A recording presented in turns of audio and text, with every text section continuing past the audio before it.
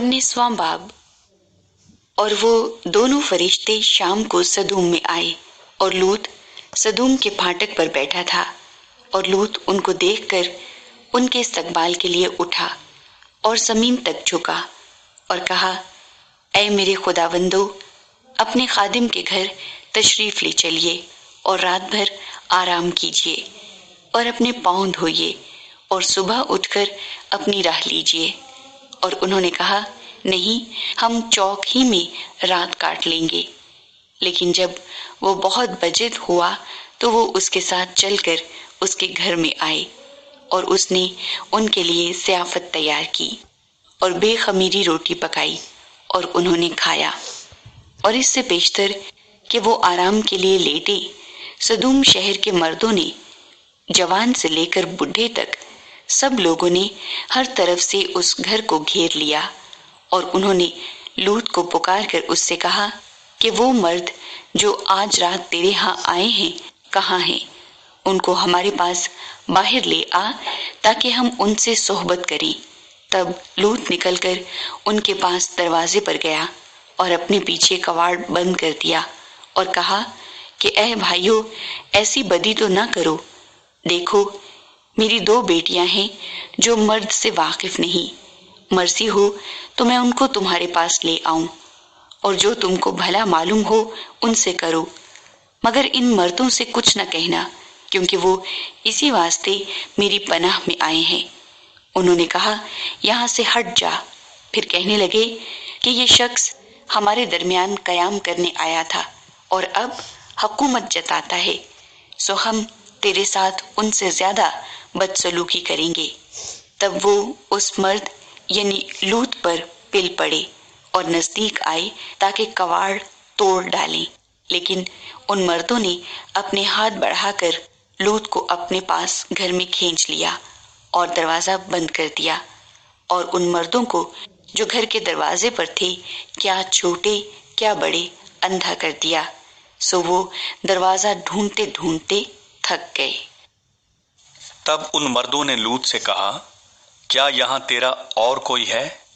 दामाद और अपने बेटों और बेटियों और जो कोई तेरा इस शहर में हो, सबको इस मकाम से बाहर निकाल ले जा, क्योंकि हम इस मकाम को नेस्त करेंगे, इसलिए कि उनका शोर खुदावंद के हजूर बहुत बुलंद हुआ है और खुदावंद ने उसे नेस्त करने को हमें भेजा है। तब लूत ने बाहर जाकर अपने दामादों से, जिन्होंने उसकी बेटियां ब्याही थीं, बातें की और कहा कि उठो और इस मकाम से निकलो, क्योंकि खुदावंद इस शहर को नेस्त करेगा। लेकिन वो अपने दामादों की नजर में मुज़हिक सा मालूम हुआ। जब सुबह हुई तो फरिश्तों ने लूत से जल्दी कराई और कहा कि उठ, अपनी बीवी और अपनी दोनों बेटियों को जो यहाँ हैं ले जा। ऐसा ना हो कि तू भी इस शहर की बदी में गिरफ्तार होकर हलाक हो जाए। मगर उसने देर लगाई तो उन मर्दों ने उसका और उसकी बीवी और उसकी दोनों बेटियों का हाथ पकड़ा, क्योंकि खुदावंद की मेहरबानी उस पर हुई और उसे निकालकर शहर से बाहर कर दिया। और यूं हुआ कि जब वो उनको बाहर निकाल लाए तो उसने कहा, अपनी जान बचाने को भाग, ना तो पीछे मुड़कर देखना, ना कहीं मैदान में ठहरना। उस पहाड़ को चला जा, ता ना हो कि तू हलाक हो जाए। और लूत ने उनसे कहा कि आए मेरे खुदावंद, ऐसा ना कर। देख, तूने अपने खादिम पर करम की नजर की है और ऐसा बड़ा फजल किया कि मेरी जान बचाई। मैं पहाड़ तक जा नहीं सकता, कहीं ऐसा ना हो कि मुझ पर मुसीबत आ पड़े और मैं मर जाऊं। देख, ये शहर ऐसा नजदीक है कि वहां भाग सकता हूं, और ये छोटा भी है, इजाजत हो तो मैं वहां चला जाऊं। वो छोटा सा भी है और मेरी जान बच जाएगी। उसने उससे कहा कि देख, मैं इस बात में भी तेरा लिहाज करता हूं कि इस शहर को जिसका तूने जिक्र किया गारत नहीं करूंगा। जल्दी कर और वहां चला जा, क्योंकि मैं कुछ नहीं कर सकता जब तक कि तू वहां पहुंच ना जाए। इसीलिए उस शहर का नाम जुगर कहलाया। और जमीन पर धूप निकल चुकी थी जब लूत सुगर में दाखिल हुआ। तब खुदावंद ने अपनी तरफ से सदूम और अमूरा पर गंधक और आग आसमान से बरसाई, और उसने उन शहरों को और उस सारी तराई को اور ان شہروں کے سب رہنے والوں کو اور سب کچھ جو زمین سے اگا تھا غارت کیا، مگر اس کی بیوی نے اس کے پیچھے سے مڑ کر دیکھا اور وہ نمک کا ستون بن گئی۔